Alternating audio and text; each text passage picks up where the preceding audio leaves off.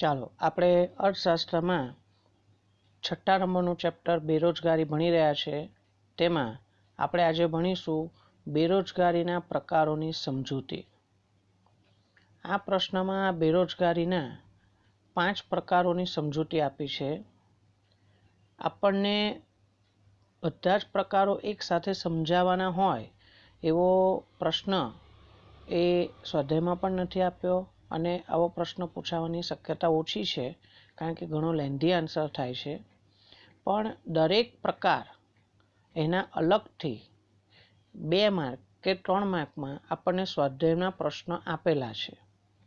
એટલે આપણે આને એવી રીતે સમજીશું કે આ પ્રશ્ન એક પ્રશ્નની અંદર આપણે 5 પ્રશ્ન ભણી રહ્યા છે. બરાબર? ચાલો આપણે શરૂઆત કરીએ. સંપૂર્ણ બેરોજગારી. પહેલો પ્રકાર છે સંપૂર્ણ બેરોજગારી. હવે સંપૂર્ણ બેરોજગારી એટલે શું? આવો પ્રશ્ન સંપૂર્ણ બેરોજગારીનો અર્થ અને તેની સમજૂતી 2 માર્ક માટે આપણને પૂછી શકાય છે. તેનો અર્થ: જે વ્યક્તિઓ પ્રવર્તમાન વેતનના દરે રોજગારી મેળવવા તો માંગે છે અને જરૂરી લાયકાત પણ ધરાવે છે. જે વ્યક્તિઓ પ્રવર્તમાન વેતનના દરે રોજગારી મેળવવા માંગે છે, એમને કામ કરવું છે, એમને જે પગાર આપો એ પગાર લેવા પણ તૈયાર છે. જે વેતન આપો, અત્યારે જે વેતન દર ચાલતો હોય આ લોકો સ્વીકારવા તૈયાર છે અને જરૂરી લાયકાત પણ ધરાવે છે. લાયકાત છે ને 2 પ્રકારની હોય. એક શૈક્ષણિક લાયકાત હોવી જોઈએ અને બીજી છે શારીરિક લાયકાત, જે શારીરિક સ્વસ્થતાની વાત કરે છે. ફિઝિકલ ફિટનેસ હોવી જોઈએ. પણ અહીં આપણે મુખ્યત્વે શૈક્ષણિક લાયકાત, તાલીમની વાત કરીશું. તો વ્યક્તિ પ્રવર્તમાન વેતન દરે રોજગારી મેળવવા માંગે છે, જરૂરી લાયકાત પણ ધરાવે છે, પરંતુ તેમને બિલકુલ રોજગારી મળતી ના હોય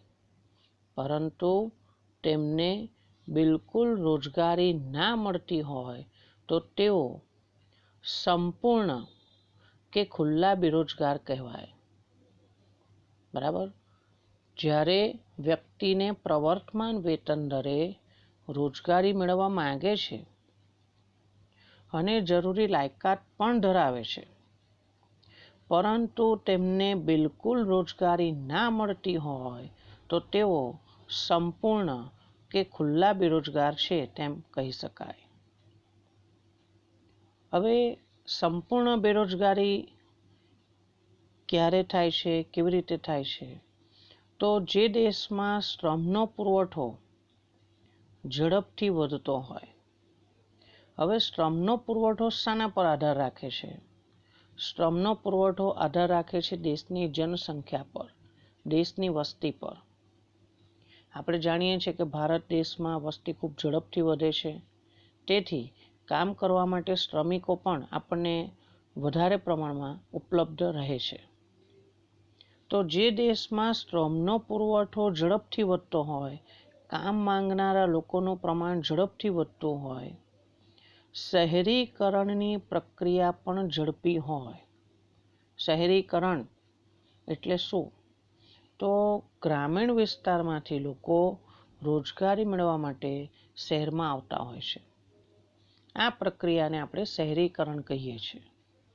તો જે દેશમાં શ્રમનો પુરવઠો વધારે હોય, કારણ કે વસ્તી વધારે છે, અને બીજું જે ગ્રામીણ લોકો છે એ લોકો પણ રોજગારી મેળવવા માટે શહેર તરફ આવે છે, શહેરોમાં આવે છે.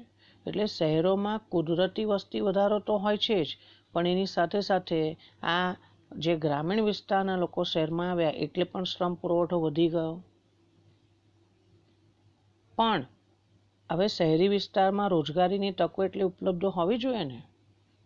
જો શહેરી વિસ્તારમાં રોજગારીની તકો ઉપલબ્ધ ના હોય તો આ લોકોને બધાને બેરોજગાર રહેવાનો વારો આવે છે.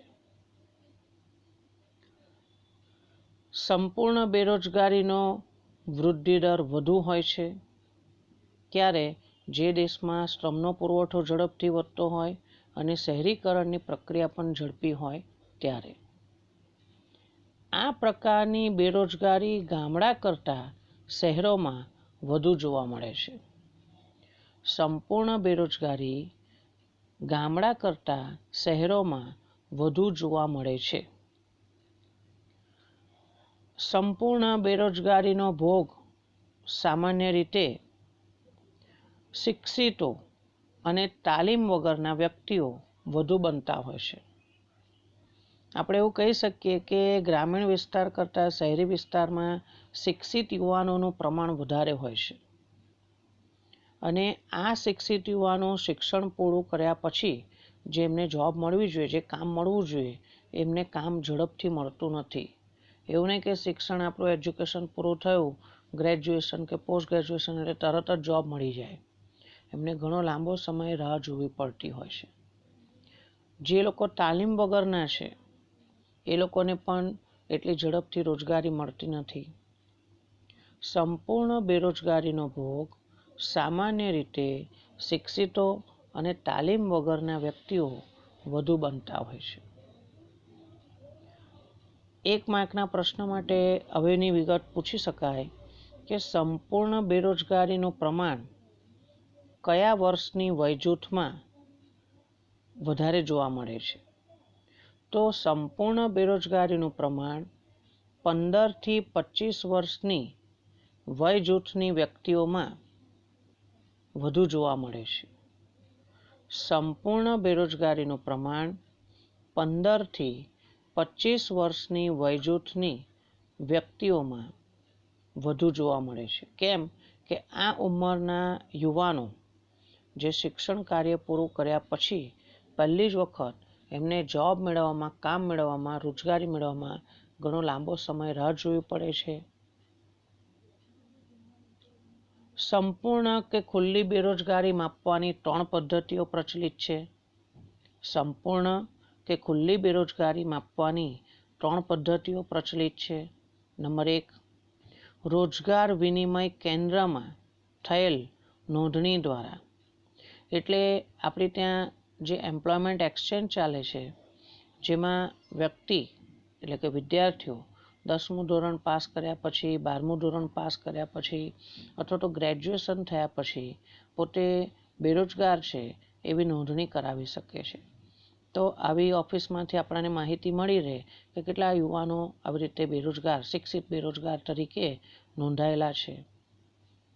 શ્રમના પુરવઠાના સેમ્પલ સર્વે દ્વારા સેમ્પલ નિદર્શ લેવાનો છે. હવે ધારો કે આપણા ત્યાં ઉદાહરણ તરીકે MS યુનિવર્સિટીમાં TY/BComમાં 5,000 વિદ્યાર્થીઓ અભ્યાસ કરે છે. આ 5,000 વિદ્યાર્થીઓમાંથી આપણે એવું વિચારીએ, ચલો 70% રિઝલ્ટ આવ્યું, 3500 યુવાનો ગ્રેજ્યુએટ થઈને આ વર્ષે બહાર પડ્યા. હવે આપણે 3500 યુવાનોનો તો આ ઇન્ટરવ્યૂ ના લઈ શકીએ, બહુ ટાઈમ જાય, મહેનત વધારે પડે. પણ આપણે એમાંથી રેન્ડમલી 500 વિદ્યાર્થીઓને પસંદ કર્યા અને ગ્રેજ્યુએશન પૂરું થયાના 6 મહિના પછી આપણે આ બધાનો કોન્ટેક્ટ કર્યો, એમની તપાસ કરી કે હવે તમે ગ્રેજ્યુએટ થઈ ગયા છો, હવે તમને કામ મળ્યું કે નથી મળ્યું. આવી રીતે આપણે સેમ્પલ સર્વે કરવાનો. જો આ 500 વિદ્યાર્થીઓમાંથી મોટાભાગના વિદ્યાર્થીઓને કામ મળી ગયું હોય તો આપણે એવું ધારી લેવાનું કે જે આપણે 3500 યુવાનો આ વર્ષે ગ્રેજ્યુએટ થયા એમાંથી ઘણા બધા લોકોને કામ મળી ગયું છે. જો 3500માંથી જો પેલા 500 નિદર્શમાંથી બહુ બધા લોકો બેરોજગાર હોય તો સમજવાનું 3500માંથી કેટલા લોકો બેરોજગાર હશે. આવો સેમ્પલ સર્વે કરવાનો. અને વસ્તી ગણતરીના આંકડા દ્વારા પણ આપણને બેરોજગારીની માહિતી મળી શકે. આમ આ આપણને સંપૂર્ણ બેરોજગારીનો ખ્યાલ સમજાવ્યો છે, જે 2 માર્કમાં અલગથી પ્રશ્નો તરીકે આપણને પૂછી શકાય. બેરોજગારીનો બીજો પ્રકાર છે એ છે અર્ધ બેરોજગારી. આ પ્રશ્ન આપણને સ્વાધ્યાયમાં 3 માર્ક્સ માટે આપેલો છે. અર્ધ બેરોજગારીનો ખ્યાલ સમજાવો. જો 1 માર્ક માટે પ્રશ્ન પૂછાય કે અર્ધ બેરોજગારી શું છે તો એની વિગત આ રીતે છે કે શ્રમિકો તેમની શક્તિનો પૂરો ઉપયોગ કરી શકતા નથી. શ્રમિકો જ્યારે પોતાની પૂરેપૂરી શક્તિનો ઉપયોગ કરી શકતા ન હોય એટલે શું કે વ્યક્તિ જેટલા કલાક કામ કરી શકે છે એટલા કલાકનું એને કામ મળતું નથી. સમજો, વ્યક્તિ જેટલા કલાક કામ કરી શકે છે એટલા કલાક કામ નથી મળતું. કે જે શૈક્ષણિક લાયકાત ધરાવે છે એની લાયકાત કરતાં ઓછી લાયકાતવાળું કામ મળે છે, તો પણ આપણે એવું સમજવાનું કે આ અર્ધ બેરોજગાર છે. શ્રમિકો તેમની શક્તિનો પૂરો ઉપયોગ કરી શકતા ન હોય એટલે કે એમને ઓછા સમય માટે કામ મળે છે કાં તો લાયકાત કરતાં ઓછી લાયકાતવાળું કામ સ્વીકારવું પડે છે, તો તેમને અર્ધ બેરોજગાર કહી શકાય. શ્રમિક દિવસના જેટલા કલાક અથવા વર્ષના જેટલા કલાક કામ કરવાની વૃત્તિ અને શક્તિ બંને ધરાવતો હોય, પરંતુ તેના કરતાં ઓછા કલાક કે ઓછા દિવસનું કામ મળતું હોય તો તેને અર્ધ બેરોજગાર કહી શકાય. શ્રમિક દિવસના જેટલા કલાક અથવા વર્ષના જેટલા દિવસો છે, અહીં કરેક્શન કરી લેવું, વર્ષના જેટલા દિવસો કામ કરવાની શક્તિ ધરાવતો હોય, કામ કરવાની વૃત્તિ ધરાવતો હોય, પણ તેને ઓછા કલાક કામ માટે કામ મળે છે. વર્ષના 365 દિવસ વ્યક્તિ કામ કરવા તૈયાર છે, પણ એને એ બધા દિવસ કામ નથી મળતું. દાખલા તરીકે એક કારખાનામાં કે ખેતરમાં શ્રમિકને 8 કલાકને બદલે 5 જ કલાકનું કામ મળે છે. સામાન્ય રીતે શ્રમિકો 8-9 કલાક કામ કરવા તૈયાર હોય છે, પણ એને 8 કલાક કામ નથી મળતું, 5 કલાક કામ મળે છે. તો અહીં થયું શું કે આ વ્યક્તિ ફૂલ ટાઈમ જોબ નથી કરતો. એ 8 કલાક પૂરેપૂરી ક્ષમતાથી કામ કરી શક્યો હોત, પણ એની ક્ષમતા કરતાં એને ઓછું કામ મળ્યું છે. એટલે અડધો રોજગાર અને અડધો બેરોજગાર કહેવાય. કેમ કે એનો પગાર, એની આવક, એની મજૂરી ઓછી હશે. બરાબર. ભારતમાં જે લોકો ગ્રામ્ય વિસ્તારમાં રહે છે ત્યાં ખેતી ક્ષેત્રે જે મોસમી બેરોજગારી જોવા મળે છે એ પણ અર્ધ બેરોજગારીનો જ એક પ્રકાર ગણી લેવાનો. કેમ?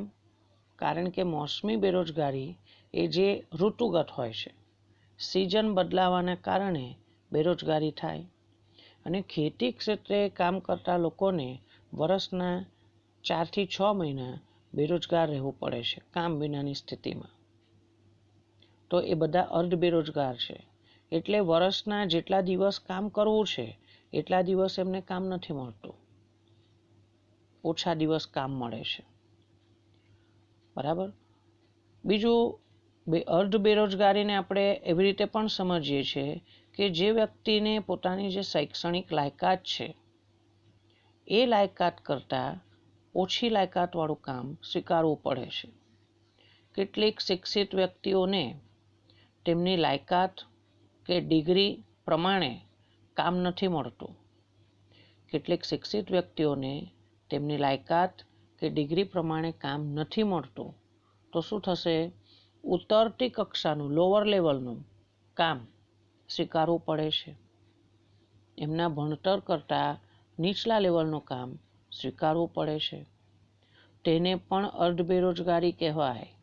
કેમ કે જો એને શિક્ષણ પ્રમાણેની લાયકાત પ્રમાણે જોબ મળી હોત, કામ મળ્યું હોત, તેને વધારે વેતન મળે, વધારે આવક થાય, વધારે પગાર મળે, પણ એ ઓછી લાયકાતવાળું કામ સ્વીકારે છે જેનો પગાર પણ ઓછો હોય, જેનું વેતન પણ ઓછું હોય. દાખલા તરીકે કોમ્પ્યુટર એન્જિનિયર થયેલો છે. કોઈ વ્યક્તિ કોમ્પ્યુટર એન્જિનિયરની ડિગ્રી ધરાવે છે, પરંતુ એ વ્યક્તિને ગેરેજમાં નોકરી કરવાનો વારો આવ્યો. ગેરેજમાં નોકરી કરવી પડી. જો એ પોતાની શૈક્ષણિક લાયકાત પ્રમાણે જોબ મેળવી શક્યો હોત તો એને સારો પગાર મળ્યો હોત, સારી આવક હોત, પણ કારણ કે એ નીચી લાયકાતનું કામ સ્વીકારે છે તો એનો પગાર પણ કેવો હોય, એની આવક પણ ઓછી હોય. કોઈ એવું ઉદાહરણ પણ લખી શકે કે સીએની ડિગ્રી ધરાવનાર વ્યક્તિ સામાન્ય ક્લર્ક તરીકેનું કામ સ્વીકારી લે, બરાબર, તો એ પણ અર્ધ બેરોજગારી છે. અહીં તમે જોબ કરો છો, કામ કરો છો, આવક બી મળે છે, પણ એ આવક કેવી છે? તમારી ક્ષમતા કરતાં ઓછું કમાવશો, એટલે તમે અર્ધ બેરોજગાર છો એવું કહેવાય, બરાબર. આ રીતે આ અર્ધ બેરોજગારીનો ખ્યાલ છે, જે આપણને 3 માર્ક માટે અલગથી પ્રશ્નમાં પૂછી શકાય. એના પછી બેરોજગારીનો ત્રીજો પ્રકાર છે, એ છે પ્રચ્છન્ન બેરોજગારી. પ્રચ્છન્ન બેરોજગારીનો ખ્યાલ ઉદાહરણ આપીને સમજાવો એવો પ્રશ્ન આપણને 3 માર્ક માટે સ્વાધ્યાયમાં આપેલો જ છે. પ્રચ્છન્ન બેરોજગારી એટલે શું? પ્રચ્છન્ન જે છુપું છે, જેને આપણે નજરે જોઈ નથી શકતા, બરાબર. હવે એનો અર્થ સમજવા માટે આપણે આવું સમજીશું કે કોઈ એક વ્યવસાયમાં પ્રવર્તમાન ટેકનોલોજીના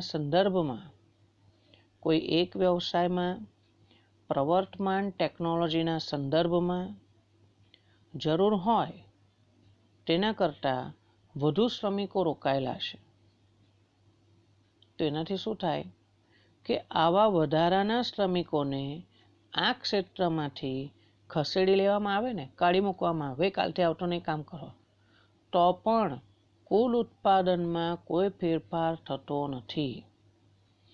આ લોકોને કામ પર રાખ્યા છે તો ઉત્પાદનમાં વધારો પણ નહીં થતો, એમને કામ પરથી ખસેડી લઈએ તો ઉત્પાદનમાં ઘટાડો પણ નહીં થતો.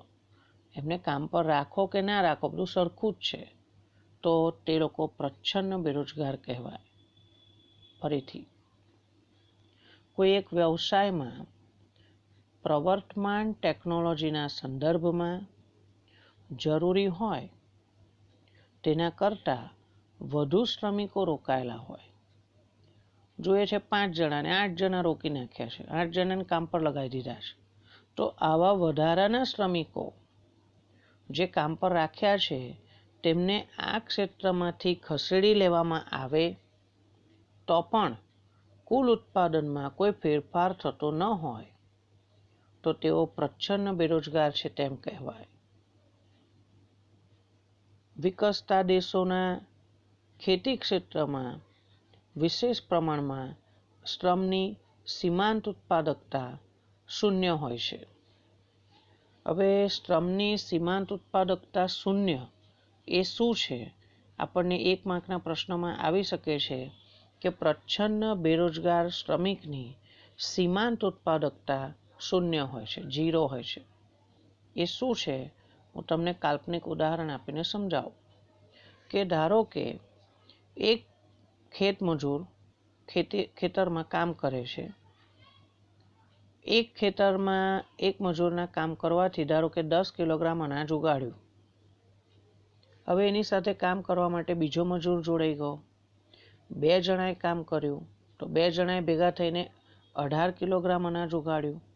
તો પેલો બીજા નંબરનો આવ્યો, એનાથી શું થયું? 8 કિલોગ્રામ અનાજ વધારે ઉગ્યું. તો એની સીમાંત ઉત્પાદકતા છે. એક શ્રમિકને વધારે કામ પર રાખવાથી કુલ ઉત્પાદન કેટલું વધ્યું? એને સીમાંત ઉત્પાદન કહેવાય. 2 જણા 18 કિલોગ્રામ અનાજ ઉગાડે છે, ત્રીજો માણસ કામ પર રાખ્યો, હવે 3 જણા ભેગા થઈને 24 કિલોગ્રામ અનાજ ઉગાડે છે, 24. તો ત્રીજા નંબરના માણસે શું કર્યું? 6 કિલોગ્રામ અનાજ ઉગાડ્યું. હવે 4 માણસોને કામ પર રાખીએ અને છતાં પણ કુલ અનાજનું ઉત્પાદન 24 કિલોગ્રામ જ થયું. અલા 3 જણા હતા તો પણ 24 કિલોગ્રામ, 4 જણા થયા તો પણ 24 કિલોગ્રામ. તો આ ચોથા માણસને કામ પર રાખ્યો તો એને કશું કામ ના કર્યું, કુલ ઉત્પાદન તો વધ્યું નહીં, એટલું ને એટલું જ રહ્યું. તો એ ચોથો માણસ આપણા માટે પ્રચ્છન્ન બેરોજગાર કહેવાય, છુપો બેરોજગાર છે. તો આવી રીતે વિકસતા દેશોના ખેતી ક્ષેત્રમાં વિશેષ પ્રમાણમાં શ્રમની સીમાંત ઉત્પાદકતા શૂન્ય હોય છે. તો તેવા દેશોમાં પ્રચ્છન્ન બેરોજગારી પ્રવર્તે છે. પ્રચ્છન્ન બેરોજગારની સીમાંત ઉત્પાદકતા શૂન્ય હોય છે. એનું એક ઉદાહરણ આપીને પણ આપણને સમજાવ્યું છે. ધારો કે 10 હેક્ટર જમીનનો આપણી પાસે ખેતી લાયક જમીન 10 હેક્ટર જમીન છે, એનો ઇષ્ટતમ ઓછામાં ઓછા ખર્ચે વધુમાં વધુ ઉત્પાદન થઈ શકે તે રીતે 10 હેક્ટર જમીનનો ઇષ્ટતમ ઉપયોગ કરવામાં આવે તો વધુમાં વધુ 5 શ્રમિકોને રોજગારી પૂરી પાડી શકાય તેમ છે. આપણે 10 હેક્ટર જમીનમાં 5 મજૂરોને કામ આપી શકીએ તેમ છે. પણ અન્ય સ્થળે કામ મળે તેમ ન હોવાથી કુટુંબના બીજા 3 સભ્ય પણ આ જ ખેતરમાં જોડાય છે. જરૂર કેટલાની છે? 5ની. પણ અહીંયા જોડાય કેટલા? 8 જણા. બીજા 3 જણા એવા હતા કે જેમને બીજે કશે કામ ના મળ્યું, ચાલો ભાઈ ખેતીમાં જોડાઈ જાઓ આપણા ખેતરમાં. તો આવી રીતે 5ની જગ્યાએ 8 જણા રોકાઈ ગયા. પણ તેમના 3 જણના જોડાવાથી આ ખેતરના કુલ ઉત્પાદનમાં કોઈ જ વધારો થવાનો નથી. એ લોકોને કામ પર રાખો તોય શું, ના રાખો તોય શું. એટલે 3 જણાને કામ પર જોડાવાથી ખેતરના કુલ ઉત્પાદનમાં કોઈ જ વધારો થતો ના હોય તો આ વધારાના 3 શ્રમિકો પ્રચ્છન્ન બેરોજગાર છે તેમ આપણે કહી શકીએ. વધારાના 3 શ્રમિકો પ્રચ્છન્ન બેરોજગાર છે, છુપા બેરોજગાર. આમ દેખીતી રીતે એવું લાગે કે માણસો કામ કરે છે. આ 10 હેક્ટર જમીનમાં 8 માણસો કામ કરે છે, પણ પેલા 3 જણાની જરૂર જ નથી. એ લોકો છુપા બેરોજગાર છે. આવા શ્રમિકો બેરોજગાર છે જે દેખાતા નથી, પણ તેમની સીમાંત ઉત્પાદકતા 0 છે. એક વધારાના શ્રમિકને કામ પર રાખવાથી ઉત્પાદન કેટલું વધ્યું? 0, કશું ના વધ્યું. તેથી તે પ્રચ્છન્ન બેરોજગાર છે, છુપા બેરોજગાર. આ 3 માર્ક માટે આપણને સ્વાધ્યાયમાં અલગથી પ્રશ્ન આપેલો છે. પ્રચ્છન્ન બેરોજગારી એટલે શું? વિગતે સમજાવો. ઉદાહરણ આપીને આપણે સમજાવવું પડે. હવે આવે છે બેરોજગારીનો પ્રકાર નંબર 4. એ છે ચક્રીય બેરોજગારી. હવે ખાસ કરીને આ બેરોજગારી વિકસિત દેશોમાં વધારે જોવા મળે છે. એવું નહીં કે ભારતમાં નથી જોવા મળતી, પણ સામાન્ય રીતે વિકસિત દેશોમાં જે જોવા મળે છે એ બેરોજગારીમાં ચક્રીય બેરોજગારી અને આના પછીનો ઘર્ષણજન્ય બેરોજગારી એ વધારે જોવા મળે છે. એનો અર્થ સમજીએ કે ચક્રીય બેરોજગારી છે શું? મૂડીવાદી અર્થવ્યવસ્થામાં મૂડીરોકાણ કરનાર અને બચત કરનાર બંને જુદા જુદા વ્યક્તિઓ હોય છે. મૂડીવાદી અર્થવ્યવસ્થા એટલે એવી અર્થવ્યવસ્થા જ્યાં આર્થિક નિર્ણયો લેવાની સ્વતંત્રતા છે. કઈ વસ્તુનું ઉત્પાદન કરવું, કેટલા પ્રમાણમાં, કેવી રીતે, એ બધા નિર્ણયો કોણ લે છે? ખાનગી વ્યક્તિ લે છે. વ્યક્તિઓને બધી રીતની સ્વતંત્રતા છે. ગ્રાહક તરીકે આપણાને સ્વતંત્રતા છે કઈ વસ્તુ ખરીદવી, કેટલા ભાવે, બરાબર. સરકારની ભૂમિકા લગભગ નહિવત હોય છે. અહીં મૂડીરોકાણ કરનાર જે નિયોજકો છે અને બચત કરનારા આપણે, જે આપણી નાની નાની બચતો ભેગી કરીને ધારો કે બેંકમાં મૂકીએ, પોસ્ટ ઓફિસમાં મૂકીએ, કોઈ કંપનીના શેરમાં રોકાણ કરીએ, તો આપણે બચત કરનાર છે અને આપણા પૈસા મૂડીરોકાણ કરનાર વ્યક્તિને બેંકો દ્વારા, નાણાકીય સંસ્થાઓ દ્વારા ધિરાણ આપવામાં આવે છે. આ બંને અલગ અલગ વ્યક્તિ છે. તેથી જ્યારે મૂડીરોકાણ અને બચત કરનાર વચ્ચે અસમતુલા સર્જાય છે, એટલે શું? કોઈક વાર બચતો વધી જાય, રોકાણ કરનારા ઓછા હોય, તો શું થશે ખબર છે?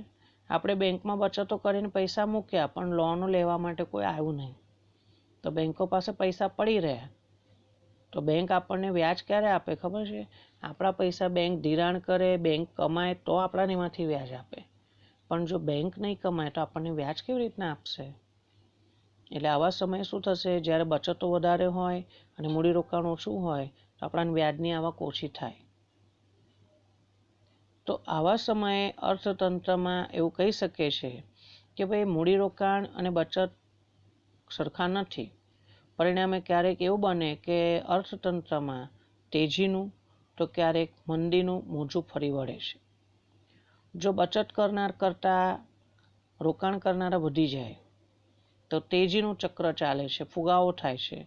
અને જો બચત કરનારાઓ વધી જાય અને મૂડીરોકાણ કરનારાઓ ઓછા હોય, એટલે મૂડીરોકાણનું પ્રમાણ ઓછું હોય, બચતોનું પ્રમાણ વધારે હોય, તો મંદીનું મોજું ફરી વળે છે. તેજીની સ્થિતિ શું છે?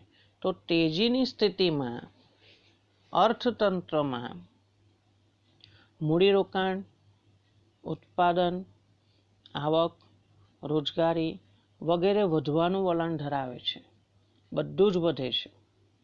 જ્યારે તેજીની સ્થિતિ હોય ત્યારે અર્થતંત્રમાં મૂડીરોકાણ વધે છે, ઉત્પાદકો, નિયોજકો વધારે રોકાણ કરવા તૈયાર છે, ઉત્પાદન વધશે, ઉત્પાદનના સાધનોને આવક મળશે, રોજગારી મળશે અને માંગ પણ વધશે. બધું વધશે. જ્યારે સમગ્ર અર્થતંત્રમાં મંદીનું વાતાવરણ હોય, મંદી એવી પરિસ્થિતિ છે જ્યાં અસરકારક માંગ ઓછી થઈ ગઈ છે, ત્યારે ચીજ વસ્તુઓ અને સેવાઓની માંગમાં ઘટાડો થાય છે. ક્યારે? જ્યારે મંદીનું વાતાવરણ હોય ત્યારે માંગ ઓછી થઈ ગઈ. પરિણામે અસરકારક માંગને અભાવે ઉદ્યોગોએ ઉત્પાદન ઘટાડવું પડે છે. ઉદ્યોગોએ ઉત્પાદન ઓછું કરવું પડે છે. ઉત્પાદનમાં રોકાયેલા કેટલાક શ્રમિકોને થોડા સમય માટે છૂટા કરી દેવા પડે છે.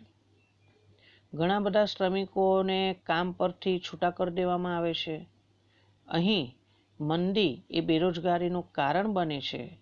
તેથી તેને ચક્રીય કે મંદીજન્ય બેરોજગારી કહે છે. ફરીથી, અહીં મંદી બેરોજગારીનું કારણ બને છે, તેથી તેને ચક્રીય કે મંદીજન્ય બેરોજગારી પણ કહે છે. એવી બેરોજગારી જે મંદીને કારણે જન્મી છે, ઉદ્ભવી છે. 1 માર્કના પ્રશ્નમાં પૂછાય એવી વિગત છે. ઈસવીસન 1929 થી 30માં અમેરિકામાં આવેલ મંદીને વિશ્વમાં મહામંદી તરીકે ઓળખવામાં આવે છે. ઈસવીસન 1929-30માં અમેરિકામાં આવેલી મંદીને વિશ્વ મહામંદી તરીકે ઓળખવામાં આવે છે. ભારતમાં પણ મૂડીવાદી સ્વરૂપના બજારતંત્રનું અસ્તિત્વ છે જ. ભારતે મિશ્ર અર્થવ્યવસ્થા અપનાવી છે, મિશ્ર પ્રકારની, જ્યાં મૂડીવાદી અને સમાજવાદી બંને પ્રકારના લક્ષણો જોવા મળે. તો આપણા દેશમાં પણ મૂડીવાદી સ્વરૂપના બજારતંત્રનું અસ્તિત્વ છે. તેથી અવારનવાર ભારતમાં પણ આવી ચક્રીય બેરોજગારી ઉદ્ભવતી જોવા મળે છે. હા, વિશેષ પ્રમાણ વિકસિત દેશોમાં હોય, પણ આપણા જેવા વિકસતા દેશોમાં પણ ચક્રીય બેરોજગારી હોઈ શકે છે. ભારતમાં હીરા ઉદ્યોગ ક્ષેત્રે ક્યારેક આ સ્વરૂપની બેરોજગારી ઉદ્ભવતી જોવા મળે છે. ભારતમાં હીરા ઉદ્યોગ ક્ષેત્રે ક્યારેક આ પ્રકારની ચક્રીય બેરોજગારી ઉદ્ભવતી જોવા મળે છે. આમ, આ બેરોજગારીનો ચોથો પ્રકાર છે ચક્રીય બેરોજગારી, જે 3 માર્ક માટે સ્વાધ્યાયમાં આપેલો છે. અને છેલ્લો પ્રકાર છે પ્રકાર નંબર 5, ઘર્ષણજન્ય બેરોજગારી. હવે આ ઘર્ષણજન્ય બેરોજગારી અને તેનો ઉદાહરણ એટલે અર્થ અને ઉદાહરણ આપણને 2 માર્ક માટે પ્રશ્નોમાં પૂછ્યું છે કે ઘર્ષણજન્ય બેરોજગારીનો અર્થ અને ઉદાહરણ આપો. તો આપણે શરૂઆતનો અર્થ અને એનું ઉદાહરણ લખીશું.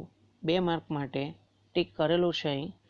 પણ વધારાની વિગત જે નીચેનો પેરેગ્રાફ છે એ આપણે ના સમજાવીએ તો ચાલે, બરાબર, પરીક્ષામાં. પણ આપણે તૈયાર કરવો પડે. 3 માર્ક માટે પ્રશ્ન પૂછાય તો તમારે છેલ્લો પેરેગ્રાફ પણ લખવો પડે. ઘર્ષણજન્ય બેરોજગારી શું છે? જ્યારે ઉત્પાદન પદ્ધતિમાં ફેરફાર થાય, જ્યારે ચીજ વસ્તુની માંગમાં કે ચીજ વસ્તુના ઉત્પાદનમાં ફેરફાર થાય. ફરીથી, જ્યારે ઉત્પાદન પદ્ધતિ બદલાય, ચીજ વસ્તુની માંગ બદલાય કે ચીજ વસ્તુના ઉત્પાદનમાં ફેરફાર થાય કે નવી શોધખોળ થવાને કારણે અને નવી ટેકનોલોજીને કારણે બજારમાં નવી નવી વસ્તુઓ પ્રવેશે છે. આપણે જાણીએ છીએ કે આ દુનિયા સતત વૈજ્ઞાનિક અને ટેકનોલોજીકલ પ્રગતિ કરી રહી છે. તો જે નવી શોધખોળો થઈ છે તેના કારણે નવી નવી વસ્તુઓ બજારમાં આવી રહી છે. હવે જો આના કારણે બેરોજગારી સર્જાય તો આવી બેરોજગારીને ઘર્ષણજન્ય બેરોજગારી તરીકે ઓળખવામાં આવે છે. દાખલા તરીકે સાદા મોબાઈલ ફોનના સ્થાને હવે સ્માર્ટફોનનો ઉપયોગ થવા લાગ્યો. સ્માર્ટ મોબાઈલ ફોનનો એના કારણે શું થયું કે જે લોકો સાદા મોબાઈલ ફોનનો ઉપયોગ કરતા હતા, એટલે ઉત્પાદન કરતા હતા, એનું વેચાણ કરતા હતા, એનું રિપેરિંગ કરતા હતા, તો એ બધાના કામ કરતા શ્રમિકોને હવે રોજગારી મળતી બંધ થઈ ગઈ. કેમ કે સાદા મોબાઈલનો ઉપયોગ ઓછો થઈ ગયો, સાદા મોબાઈલનું ઉત્પાદન ઓછું થઈ ગયું. તો એમાં કામ કરવા માણસોની જરૂર બી ઓછી પડે. એમાં જે સર્વિસ સેન્ટરમાં કામ કરતા હોય એમાં પણ આવા જૂની આવડતવાળા જૂના મોબાઈલ રિપેર કરનારા લોકોની જરૂર હવે નથી. હવે જેને સ્માર્ટફોન રિપેર કરતા આવડતો હોય તો એ લોકોને કામ પર રાખવાનો. તો અહીં જે જૂની આવડતવાળા શ્રમિકો છે એ લોકોને બેરોજગાર થવાનો વારો આવ્યો. એટલે એને ઘર્ષણજન્ય બેરોજગાર કહેવાય છે.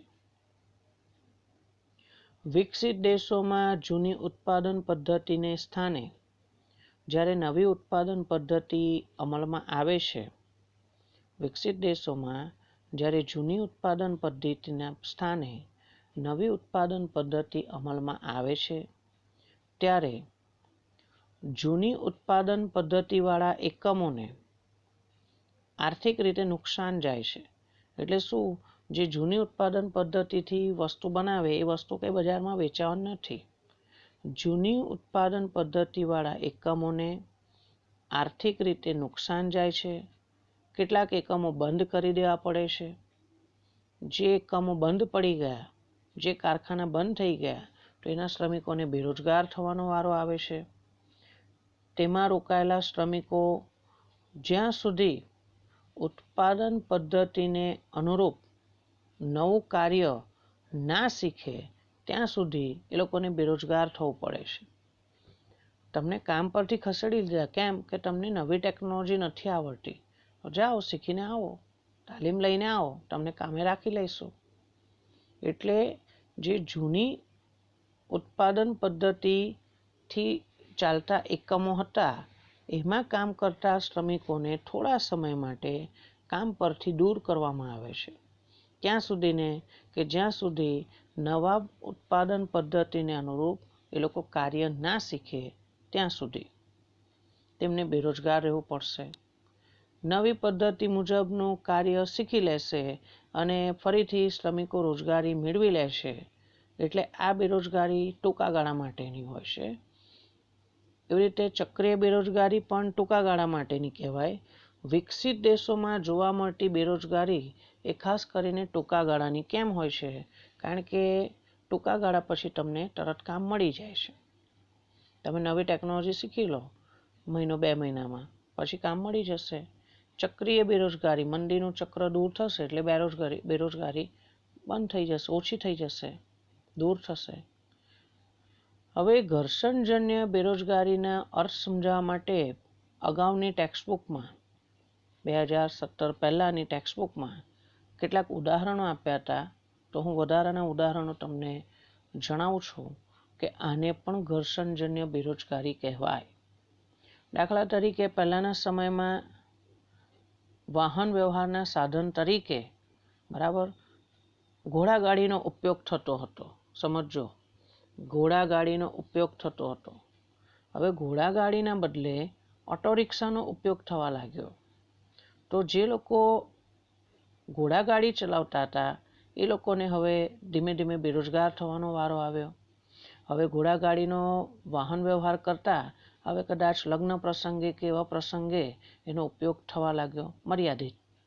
પહેલાં જેવી રીતે શટલ રિક્ષા હોય છે એવી રીતે ઘોડાગાડીવાળા આપણને ઘોડાગાડીમાં બેસાડીને એક જગ્યાએથી બીજી જગ્યાએ લઈ જતા હતા. બરાબર. તો આ એક ઉદાહરણ છે. બીજું ઉદાહરણ કે પહેલાંના સમયમાં જે તાંબા પિત્તળના વાસણો બનાવતા હતા એના બદલે હવે જ્યારે સ્ટીલના વાસણોનો ઉપયોગ થયો એટલે જે તાંબા પિત્તળના વાસણો બનાવનારા હતા એ લોકોના બધાના વાસણો હવે ઓછા વેચાય છે, બરાબર. જેથી કરીને એ લોકોને બેરોજગાર થવાનો વારો આવ્યો. અને પહેલાંના સમયમાં ઓફિસમાં પત્ર ટાઈપ કરવા માટે ટાઈપિસ્ટ હતા, સ્પેશિયલ પોસ્ટ હતી, ક્લર્ક કમ ટાઈપિસ્ટ. પણ જ્યારથી કોમ્પ્યુટર શોધાયા છે, ડેટા એન્ટ્રી ઓપરેટર, જો એને ટાઈપિંગ ના આવડતું હોય તો એની જરૂર જ નથી. એટલે પહેલાંના સમયના જે ટાઈપિસ્ટ લોકો છે એ લોકોને કહેવું પડે, ભાઈ જાઓ તમે કોમ્પ્યુટર શીખી લો, નહીં તો તમારી નોકરી નહીં રહે. એટલે એ લોકોને ટાઈપ છોડીને હવે કોમ્પ્યુટર શીખી લેવું પડે તો એમને કામ મળશે. એટલે આ બધા ઉદાહરણો શેના છે? ઘર્ષણજન્ય બેરોજગારીને. આમ આપણને જુદા જુદા 5 પ્રકારો સમજાવ્યા. ફરીથી એક ઝડપથી રિકેપ કરી લઈએ. આપણે સૌથી પહેલાં શરૂઆત કરી હતી બેરોજગારીના પ્રકારમાં સંપૂર્ણ બેરોજગારી, પ્રકાર નંબર 1. બેરોજગારીનો બીજો પ્રકાર એ ભણ્યા આપણે અર્ધ બેરોજગારી. બેરોજગારીનો ત્રીજો પ્રકાર આપણે ભણ્યા પ્રચ્છન્ન બેરોજગારી. ચોથો પ્રકાર ભણ્યા ચક્રીય બેરોજગારી. અને 5મો પ્રકાર ભણ્યા ઘર્ષણજન્ય બેરોજગારી.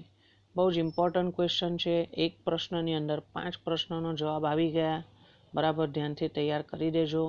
બીજું નેક્સ્ટ ટાઈમ.